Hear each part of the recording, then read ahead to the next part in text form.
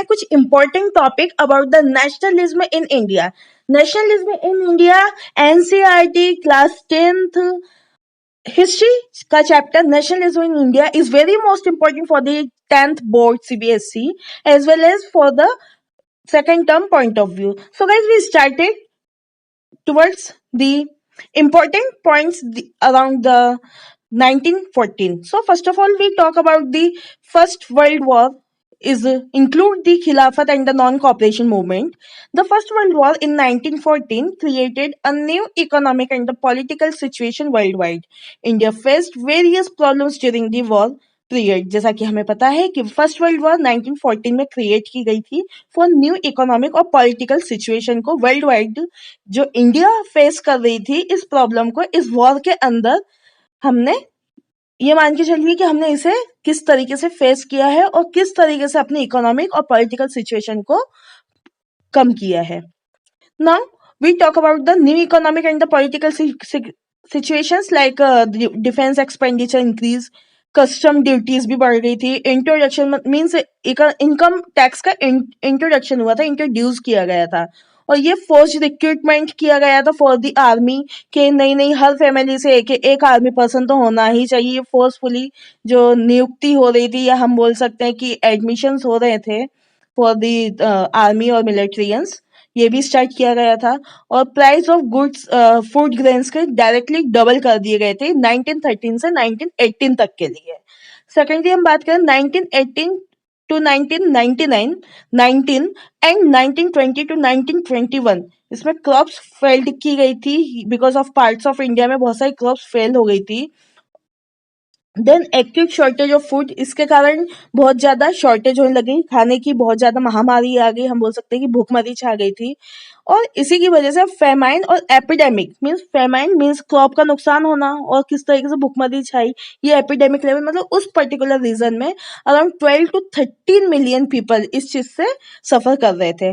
In such a critical situation, new leader appeared and suggested a new mode of the struggle. और इस critical situation के दौरान कुछ नए लीडर्स अपेयर हुए हैं और इनकी वजह से कुछ नए सजेशंस और मोड ऑफ स्ट्रगल्स स्टार्ट किए गए थे। Now first of all we talk about the Mahatma Gandhi. The Mahatma word is given by the Rabindranath Tagore in his the knighthood novel.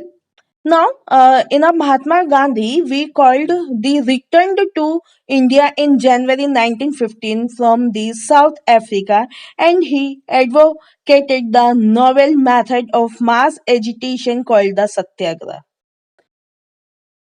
So, the idea of the Satyagraha is means to emphasize the power of the truth and the need of the search for truth, means power of truth और for the search of truth, है ना, means इसमें सत्याग्रह को emphasise किया गया है। साथ ही साथ ये सजेस्ट किया गया कि अगर फिजिकल फोर्स आप किसी पर लगाते हैं तो ये एक फाइट का रूप ले लेती है। साथ ही साथ ये भी बिलीव करते हैं कि जो धर्म है ये नॉन वायलेंस है, मीन्स ये अहिंसा को दर्शाता है और ये हमें यूनिट ऑल इंडियंस, ये हमारे इंडियंस की सारी हम बोल सकते हैं कि धर्म जो है ये हर इंसान के लिए बराबर है और उसे बिलीव करना चाहिए। Now third one we talk about the successful satyagraha by Gandhi through the Champaran, Kheda and Ahmedabad. अब कुछ इंपॉर्टेंट पॉइंट्स देख लेते हैं हम इन तीनों पर, चंपारण, अहमदाबाद एंड खेड़ा पर। First of all we talk about the Champaran. So Champaran at started at the Bihar, और बिहार जैसा कि हमें पता हाल ही में इसका कैपिटल पटना है। ये लॉन्च किया गया था फॉर द इंडिगो फार्मर्स, है ना, तो ये भी इंपॉर्टेंट है कि ये किस लिए लॉन्च किया गया था, इंडिगो फार्मर्स के लिए। गांधी जी इंस्पायर्ड हुए थे, एज अ पीजेंट ये वर्क कर रहे थे और ये स्ट्रगल कर रहे थे against the oppressive plantation system में। सेकंड वन हम बात करें कि खेड़ा गुजरात में किया गया था। खेड़ा गुजरात की आज ही कैपिटल हमें पता है कि गांधीनगर है। ये लॉन्च किया गया था अफेक्टेड क्रॉप फेलियर और प्लेग एपिडेमिक की वजह से, और इसी के कारण ये क्या कर रहे थे कि रेवेन्यूज को पे करने में अनेबल थे। साथ ही साथ जो डिमांडिंग थी रेवेन्यू कलेक्शन की उसमें भी रिलैक्सेशन मिला था। नेक्स्ट वन हम बात करें अहमदाबाद गुजरात की। ये भी लॉन्च किया गया था फॉर कॉटन मिल वर्कर्स के लिए, और ये कॉटन मिल वर्कर्स के रिलैक्सेशन के लिए लॉन्च किया गया था बाय द गांधीज आइडियाज। ये वर्कर्स चाह रहे थे कि ये अपने वेजेस से मीन्स जो भी एक्सपेंस होता है ये आफ्टर द प्राइस ये किस तरीके से अपने कमोडिटीज पर रेस कर सकते हैं, अपने कमोडिटीज को बचा सकते हैं, इसलिए किया गया था। और जैसा कि हमें पता है कि सत्याग्रह स्टार्ट किया गया था in 1917। Now we talk about the Rowlatt Act. अब रॉलेट एक्ट बहुत ज्यादा उसी टाइम लग गया था, तो हमें पता होना चाहिए कि रॉलेट एक्ट 1918 के 1919 में ये इम्पेरियल लेजिस्लेटिव काउंसिल किया गया था। ये एक्ट लगाया गया था through the imperial legislative council in 1919। ये चाह रहे थे कि ये अपोज कर रहे थे कि इंडियन मेंबर्स कुछ फॉलोइंग रीजंस की वजह से क्या करेंगे, अपने आप को किस तरीके से इंडियन मेंबर्स जो हैं इन चीजों के लिए कैसे अपने आप को अपोज कर रहे थे, तो हमें देखना है वन बाय वन। तो फर्स्ट वन हम देखेंगे, this act gave the government enormous power to repress the political activities. Means कैसे अगर गवर्नमेंट पावर दिखाया जाए तो ये कैसे पॉलिटिकल एक्टिविटीज को इंडियंस कैसे कम कर सकते हैं। साथ ही साथ ये चाह रहे थे कि allowed the detention of the political prisoners without trial for 2 years। ये अलाउड कर रहे थे detention of the political prisoners without trial for 2 years। Means without trial ये 2 years जेल में डाल रहे थे अगर कोई भी इस तरीके से कोई भी डिसीजन लेता है तो। Now we talk about the Gandhi decided to oppose this act with the satyagraha. Gandhi ji ने कैसे अपोज किया, कैसे डिसाइड किया कि हम सत्याग्रह के थ्रू हम ब्रिटिशर्स के कैसे मांगों को हम पूरा नहीं करेंगे, कैसे हम उनका अपोज करेंगे। तो first of all we talk about he wanted non-violent civil disobedience against such unjust laws which would start with a hurtle on 6th April. And rallies were organized in various cities. Workers went on strike in railway workshops and shops closed down. जैसा कि हमें पता है कि ये किस तरीके से अहिंसा के लिए काम कर रहे थे कि किस तरीके से ये अपने आप को किस तरीके से अनजस्ट लॉ से बचाए, किस तरीके से अपने आप को हम ये बोल सकते हैं कि इंटरनल फिजिकल इकोनॉमिकल थ्रेटन होने से बचाए। ये अराउंड 6 अप्रैल की बात है। इसमें बहुत सारी रैलीज स्टार्टअप की गई थी गांधी जी द्वारा। तो इसमें बहुत सारे ऐसे वर्कर्स थे जो रेलवे वर्कशॉप पे स्ट्राइक कर रहे थे। उन्होंने अपनी शॉप्स क्लोज करके कैसे स्ट्राइक में और कैसे रैलीज में उन्होंने पार्टिसिपेट किया। Then we talk about the response of the Britishers to this hartal. तो किस तरीके से ब्रिटिशर्स का रिस्पॉन्स रहा इस हर्टल के लिए। First of all clamped down on the nationalist. ये क्या करने लगे, क्लैम्प्ड करने लग गए। साथ ही साथ इन्होंने लोकल लीडर्स को पिकअप करते हुए इन्होंने अमृतसर में और साथ ही साथ गांधी जी पर भी बहुत सारे दिल्ली में आने के लिए रोक लगा दिया, अमृतसर से निकलने में रोक लगा दिया। साथ ही साथ इन्होंने 10 अप्रैल में पुलिस जो अमृतसर की पुलिस थी इन्होंने ओपन फायरिंग की। इन्होंने पीसफुल प्रोसेशन को क्या कर दिया, बहुत ज्यादा भड़कीला बना दिया।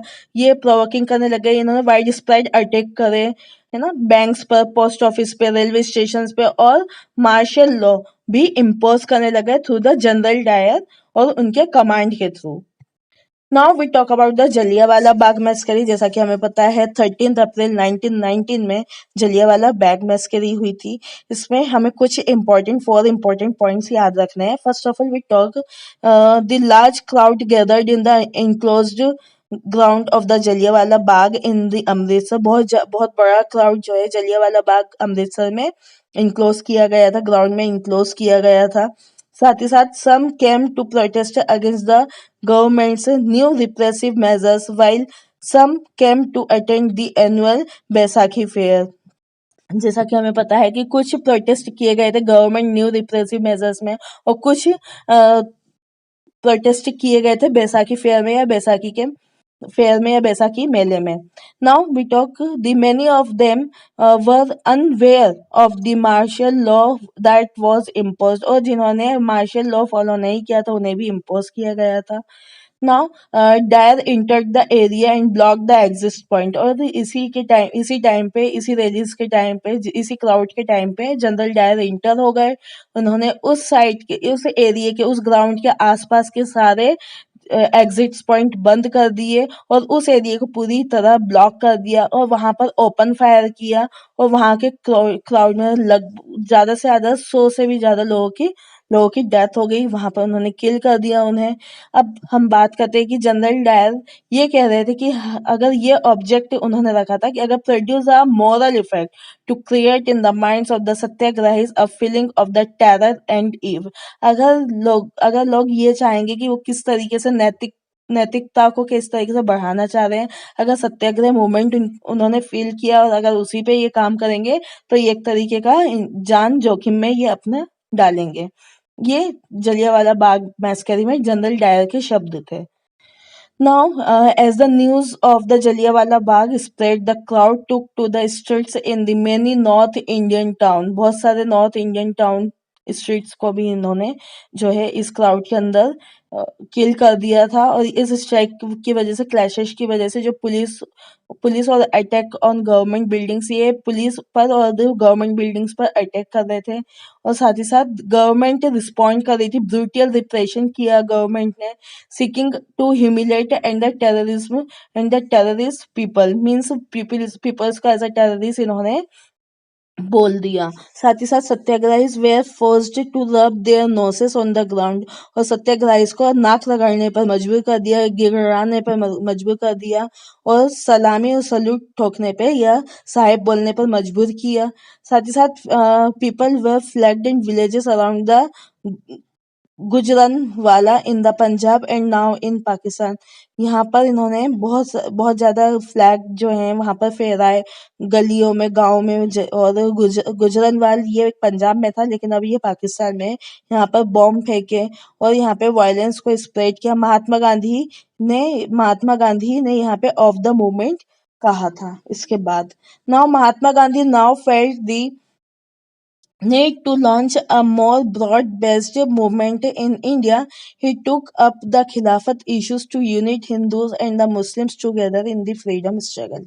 महात्मा गांधी जी ये चाहते थे कि अगर इस तरीके से ये ब्रॉड बेस्ड मूवमेंट इंडिया में लॉन्च हम कर रहे हैं तो इसके खिलाफत इश्यूज जो हैं हिंदूज और मुस्लिम की यूनिटी को बढ़ाए, साथ ही साथ हमारे आज़ादी के स्ट्रगल को भी बढ़ाए।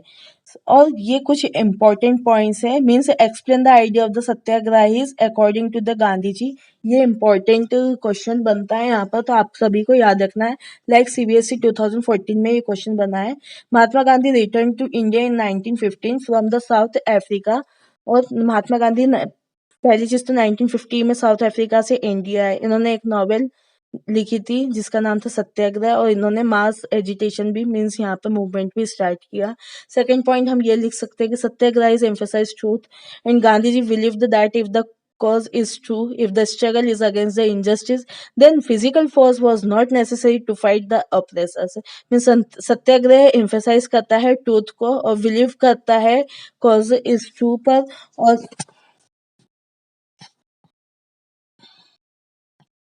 और साथ ही साथ ये स्ट्रगल और इनजस्टिस को नहीं होने देगा, और ये फिजिकल फोर्स जो जा रहा था फाइट के लिए ये भी कम करे।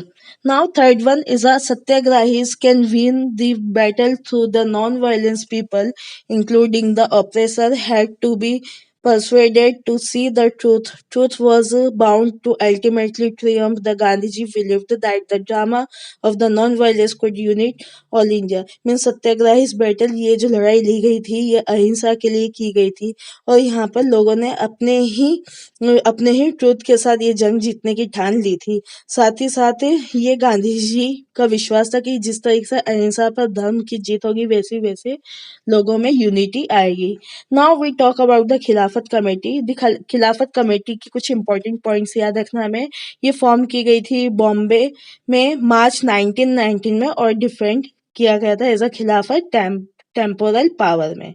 और हमें ये भी याद रखना है कि सितंबर 1920 में कलकत्ता सेशन ने कांग्रेस रिजोल्यूशन पास किया था। ये स्टार्ट किया गया था एनसीएम में in support of the Khilafat as well as the for the swaraj. हमें याद रखना नॉन कॉपरेशन मूवमेंट के सपोर्ट से खिलाफत और स्वराज के लिए किया गया था। Now we talk about the very important two person is the Mohammad Ali and the Shaukat Ali began discussing with the Gandhi ji for the united mass action. दोनों का नाम याद रखना हमें, मोहम्मद अली और शौकत अली ने साथ ही में गांधी जी के साथ डिस्कस किया for the united mass action, मतलब हम सब मिलके हिंद के लिए, स्वराज के लिए लड़ाई करेंगे। सो क्या जरूरत थी नॉन कॉपरेशन मूवमेंट के लिए? जैसा कि हमें पता है कि हिंद स्वराज बुक लिखी गई थी मोहनदास करमचंद गांधी के द्वारा। महात्मा गांधी जी ने अपनी बुक हिंद स्वराज लिखी 1909 में, और ये स्टेट करती थी for the cooperation of the Indian that provided the base for the British rule in India. ये कॉपरेट करती थी इंडियंस को, जो प्रोवाइड किया गया था बेस इंडिया के लिए ब्रिटिश रूल को। साथ ही साथ यदि इंडियन रिफ्यूज करते हैं इनके कॉपरेट को, तो ब्रिटिश रूल जो है इंडिया में ये क्या हो जाएगा, कोलैप्स हो जाएगा 1 साल के अंदर, विद इन अ ईयर। और ये हमारा स्वराज का, हम बोल सकते हैं कि स्वराज के लिए सबसे अच्छा काम साबित होगा। So guys, this is important for us. Now we talk about the Gandhi ji proposed that the movement should unfold in stages. बहुत सारे stages पे movement जो था unfold था। ये करना चाहते थे कि like ये अपने आप को surrender करे, ये title दे कि government awarded है, surrender of the title. Then second one is the boycott of the civil services. ये civil services को boycott करना चाहते थे, army, police, courts and the legislative council, schools and foreign goods को ये boycott करना चाहते थे, मीन्स रिमूव करना चाहते थे और नेग्लेक्ट करना चाहते थे through the British rule. Now, important point in a box. Then, in case the government used the repression, a full civil disobedience campaign would be launched. Through the summer of 1920, Mahatma Gandhi and the Shaukat Ali toured extensively, mobilizing popular support for the movement. है ना, जैसा कि हमें पता है कि ये full civil disobedience campaign इनको लॉन्च कर रहे थे पूरी तरीके से, और गवर्नमेंट क्या कर रही थी, इसे रिप्रेस कर रही थी, मींस ब्रिटिश गवर्नमेंट इसे रिप्रेस कर रही थी। अराउंड 1920 में महात्मा गांधी और शौकत अली ने ये कोशिश की कि कैसे ना कैसे करके पॉपुलर सपोर्ट मोबिलाइज हो और ये मूवमेंट आगे तक बढ़े। Now we talk about the Congress was reluctant to boycott the council election scheduled for November 1920। Congress ने पूरी कोशिश की कि कैसे ना कैसे करके इलेक्शन शेड्यूल को बॉयकॉट किया जाए नवंबर 1920 में। It feared movement might lead to popular violence. अगर ये होता है तो ये पॉपुलर वायलेंस उस टाइम पे होता, लेकिन फाइनली क्या हुआ कि कांग्रेस सेशन हुआ नागपुर में दिसंबर 1920 में, और इसमें कॉम्प्रोमाइज किया गया थ्रू द वर्कआउट, और नॉन कॉपरेशन प्रोग्राम भी एडॉप्टेड किया गया इस इलेक्शन के बाद। Now, the non-cooperation or the खिलाफत movement is begin in the January 1921। 1921 में फिर से ये लॉन्च हो गया, और इसमें सोशल ग्रुप पार्टिसिपेट करने लगे इस मूवमेंट के अंदर, जो एक स्पेसिफिक एस्पिरेशन, अपने खुद के स्पेसिफिक एस्पिरेशन आइडियाज शो करने लग गए, और ये रिस्पॉन्डेड किए गए for the call of the Swaraj के लिए किए गए। इसमें डिफरेंट थिंग्स और डिफरेंट पीपल्स ने अपने अपने योगदान दिए, like different strengths in the movement. कौन कौन से डिफरेंट स्ट्रेंथ्स थे इस मूवमेंट में? सबसे पहले था द मूवमेंट इन टाउन्स में मूवमेंट किया गया। इसमें क्या हुआ, मिडिल क्लास लोग इसमें पार्टिसिपेट करने लगे, मिडिल क्लास पीपल जैसे कि स्टूडेंट्स और टीचर्स। इन्होंने गवर्नमेंट स्कूल्स और कॉलेजेस इन्होंने क्या करा, उस टाइम पे लेफ्ट कर दिया। लॉयर्स ने कोर्ट जाना बंद कर दिया। साथ ही साथ बहुत सारे काउंसिल इलेक्शन जो थे ये सारे बॉयकॉट होने लगे, एक्सेप्ट मद्रास को छोड़ के, बिकॉज वहां पर जस्टिस पार्टी जो थी ये इंटर करना चाहती थी काउंसिल के अंदर। इनके पास एक ही वे था फॉर गोइंग सम पावर, ये चाहते थे कि हमें कहीं ना कहीं से कैसे ना कैसे कोई ना कोई पावर मिल जाए। अगर हम देखें कि effect of the NCM on the economic front और नॉन कॉपरेशन मूवमेंट इफेक्ट्स, तो फर्स्ट वन इम्पोर्टेंट है, foreign goods were boycotted, liquid shops picket and foreign cloth burned in huge bonfire.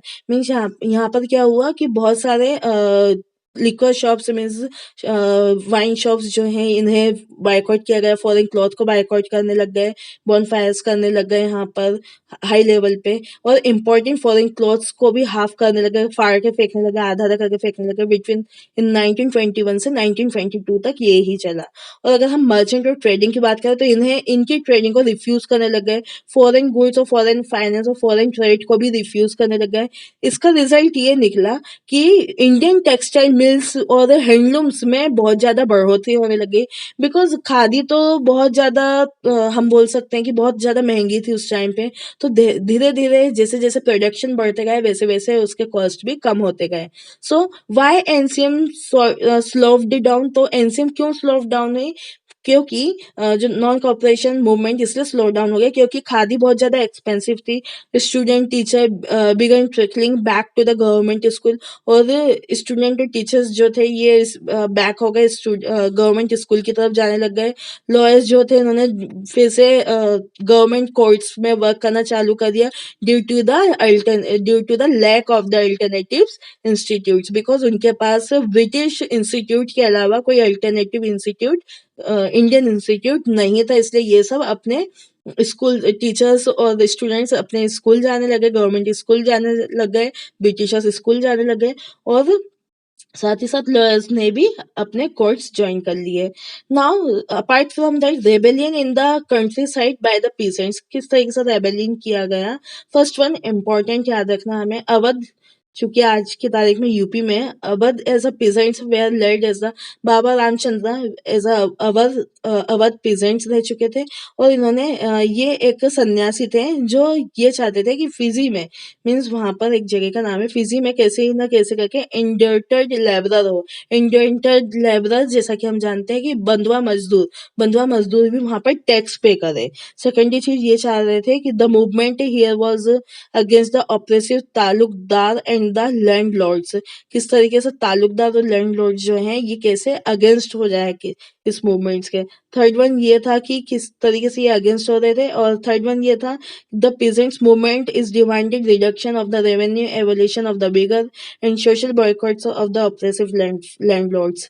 किस तरीके से पीजेंट्स मूवमेंट जो है ये demand करे, किस तरीके से रेवेन्यूज को रिड्यूस कर रहे थे, एबोलिश कर रहे थे, बेगर को कैसे एबोलिश कर रहे थे, सोशल थिंग्स को कैसे बायकॉट कर रहे थे लैंडलॉर्ड्स। फोर्थ वन इम्पोर्टेंट है कि नई धोबी बंद क्या था, ये एक ऑर्गेनाइज था, ये पंचायत के द्वारा वहां के पर्टिकुलर लैंडलॉर्ड्स के द्वारा किया गया था। इसमें सर्विसेज भी स्टार्ट की गई थी, जैसे कि बार्बर्स और वॉशरमैन की सर्विसेज इसमें स्टार्ट की गई थी। नाउ द डाउटनट यहाँ पर ये है कि in June 1920 Jawaharlal Nehru began going around the villages in Awadh, talking to the villages and trying to understand their the grievances. In June 1920 में जवाहरलाल नेहरू खुद गए विलेजर्स के पास, अवध के विलेजर्स के पास, और कोशिश की उन्हें समझाने की किस तरीके से ये काम इस तरीके से ना करें। बाय अक्टूबर औद किसान सभा सेटअप की गई। औद किसान सभा ये जवाहरलाल नेहरू जी के नेतृत्व में की गई, और बाबा रामचंद्र के नेतृत्व में की गई थी, और कुछ अदर भी लीडर थे इसमें विद इन अ मंथ इन्होंने 300 ब्रांचेस सेटअप की, जो उस पर्टिकुलर रीजन के विलेजेस के अंदर की गई थी। इसमें पीजेंट्स मूवमेंट स्टार्ट किया गया, जो एक कांग्रेस लीडरशिप जो कि अनहैप्पी वे में भी स्टार्ट था। अब reason behind the movement failure, क्या रीजन था मूवमेंट फेलियर का? बिकॉज इसमें जो हाउसेस थे ताल्लुकदार के और मर्चेंट्स थे, ये अटैक्ड करने लगे, बाजार में लूट करने लग गए, और फूड वहां से लेने लग गए लूट करके। और लोकल लीडर्स जो थे वो पीसेंट से बोलने लगे कि Gandhi ji had declare that land was to be redistributed among the poor, और गांधी जी बोलते हैं कि ये लैंड जो है वो रीडिस्ट्रीब्यूटेड है पुअर, गरीबों के बीच में।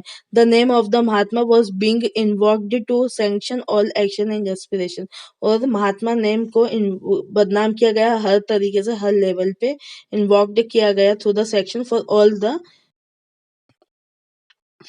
The aspirations.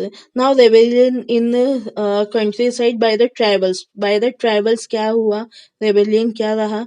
इसमें सबसे पहले हम याद रखेंगे कि गुडिम हिल्स करा गया। गुडिम हिल्स आंध्र प्रदेश में हुआ था। इसमें मिलिटेंट गुर्रिला और मूवमेंट स्टार्ट किया गया था, जो अर्ली 1920s में किया गया था। इसमें कॉलोनियल गवर्नमेंट ने बहुत ही हाई लेवल पे क्या किया, बहुत सारे फॉरेस्ट को क्लोज कर दिया, उनके एरियाज को प्रिवेंट करा, लोगों को प्रिवेंट किया, और फॉरेस्ट में जाने के लिए आज़ादी दे दी। साथ ही साथ their livelihood as well as their other traditional right were affected. वहाँ के लोगों की जो लाइवलीहुड थी उसे भी ट्रेडिशनली राइट्स मिल गए बिना किसी अफेक्टेड के अफेक्शंस के। और peoples were tired of the working as forced begar for road construction. और पीपल्स बहुत ही ज़्यादा टायर्ड थे, बहुत कोशिश करते कैसे ना कैसे करके ये अपने रोड कंस्ट्रक्शन में काम करे, कैसे ना कैसे करके ये रोड कंस्ट्रक्शन में काम करे और बिना किसी की प्रॉब्लम या बिना किसी के हस्तक्षेप से। Now we talk about the Alluri Sitarama Raju. ये अलूरी सीताराम राजू के बारे में अब हम देखते हैं। एक नया नाम है लेकिन इम्पोर्टेंट है, हमें याद भी रखना है। ये क्लेम करते थे कि बहुत सारी वैरायटी में स्पेशल पावर्स है हमारे पास। साथ ही साथ ये प्रोक्लेम्ड भी करते थे कि इनकारनेशन ऑफ गॉड, मतलब ये भगवान को इनकारनेशन में रखते थे। साथ ही साथ ये परसुएट थे पीपल को, जो ये कोशिश करते कि खादी ये लोग पहने और पानी भी ये इस तरीके से पिए जिस तरीके से खादी पहनते, इस तरीके से साफ सुथरा नेचर भी रखे अपना। But at the same time he asserted that India could be liberated only by the use of the force, not non violence. India ये चाहते थे कि इंडिया कैसे न कैसे लिबरेट हो जाए, दयावान बने बिना किसी फोर्स के और ना ही किसी वायलेंस के, मीन्स अहिंसा के। Now, the three important points. The Gudem rebels attacked the police station. Gudem ने पुलिस स्टेशन पे अटैक करना स्टार्ट कर दिया। He attempted to kill the British officials and carried the guerrilla warfare for achieving Swaraj. और ये पूरी कोशिश करते रहे कि कैसे न कैसे करके ब्रिटिश ऑफिसर्स को डिस्ट्रॉय कर दिया जाए और उन्हें बता दिया जाए कि कैसे गुरिल्ला वॉरफेयर में कैसे स्वराज की जीत हो रही है। और साथ ही साथ ये चाहते थे कि Raju was captured and executed in 1924, over time become a folk hero. और अराउंड 1924 में इन्हें फोक हीरो के नाम से भी जाना गया। Now the Swaraj in the plantation. The Swaraj in the plantation is very important. For the plantation workers, like the Swaraj meant rights to the move freely. Plantation workers जो थे ये स्वराज मीन स्वराज को राइट टू मूव फ्रीली बता रहे थे। और ये चाहते थे कि ऐसे बहुत सारे लिंक्स हो जो विलेजर्स जो हैं वो आए और काम करना स्टार्ट करें। Under the inland immigration act, ये इमिग्रेशन एक्ट 1859 पहले का एक्ट था। इसमें यह हुआ था कि प्लांटेशन वर्कर्स जो करते थे उन्हें परमिशन नहीं थी वो अपने टी गार्डन्स को विदाउट परमिशन किसी को सेल आउट करे या किसी को अपने यहाँ की टी किसी और को सेल आउट करे या अपने यहाँ की टी का ओवर ग्रोथ कर पाए। But when they hear the non cooperation movement, the thousands of workers defeat the authorities, left the plantation and headed home. जब नॉन कॉपरेशन मूवमेंट लोगों ने सुना तो थाउजेंड्स ऑफ वर्कर ने अपनी अथॉरिटीज को डिफाइन करना चालू कर दिया, अपने प्लांटेशन को लेफ्ट कर दिया और ये अपने घर की तरफ निकल गए। They believe that Gandhi Raj was coming and everyone would be the given land in their own villages. और इन्होंने ये सोचा कि गांधी राज आ गया है, अब हमें अपनी जमीन अपने गांव में ही मिल जाएगी, हमें किसी और की जमीन पे काम करने की जरूरत नहीं है, हमें घर से दूर रहने की जरूरत नहीं है। सो however they never reached there destination, लेकिन कोशिश करते रहे लेकिन ये अपने डेस्टिनेशन पे नहीं पहुंच पाए। So stranded on the way by the railway and the steamer strike, they were caught by the police and brutally beaten them. और अगर पुलिस वालों को या ब्रिटिश गवर्नमेंट को ऐसे लोग भागते हुए मिल जाते थे, जाते हुए मिल जाते थे अपने घरों की ओर, तो ब्रिटिश गवर्नमेंट की पुलिस उन्हें बहुत बुरी तरीके से पकड़ती थी, रेलवेज पे पकड़ लेती थी, रेलवे स्टेशन पे भी कैप्चर कर लेती थी, या कहीं और मिल जाते तो वहां पर पकड़ के इन्हें अच्छी जोरदार पिटाई करती थी।